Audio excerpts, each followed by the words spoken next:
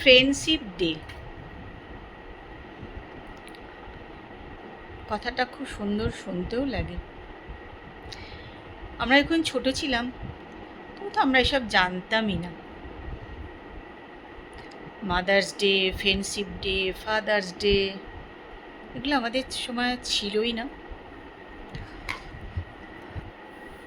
আমাদের সময় জন্মদিনেরও আড়ম্বর কম ছিল। জন্মদিন হলে একটু পায়েস রান্না হতো, খুব জোর তার পছন্দের মাছ বা হয়তো একটু মাংস হলো, এরকম। এত কেক কাটা, অমুক তমুক সব কিচ্ছু ছিল না।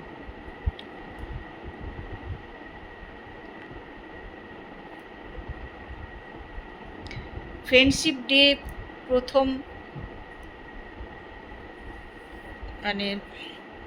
শুরু হলো আমার ছেলের আমল থেকে।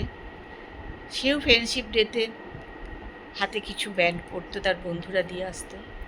সেও বলতো যে কিনতে হবে, ওকে দিতে হবে, সেও দিত। এবং আমার ছেলের হয়তো বলে রাখি যে একটা ফ্রেন্ডশিপ ডের হাতের ব্যান্ড আমার কাছেই আছে, আমি তুলে রেখেছি যত্ন করে। ও জানে না, কিন্তু আমি তুলে রেখেছি, আছে আমার কাছে।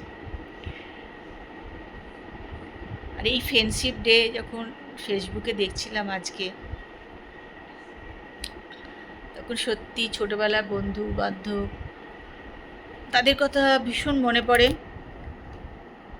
কলেজের বন্ধু, তাদের কথাও মনে পড়ে খুব।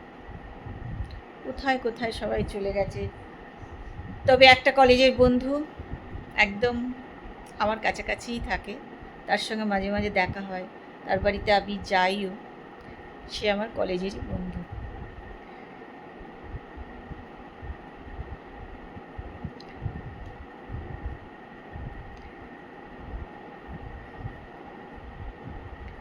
ছোটবেলার বন্ধুদের কথা মনে পড়লে সত্যি মনটা খারাপ হয়।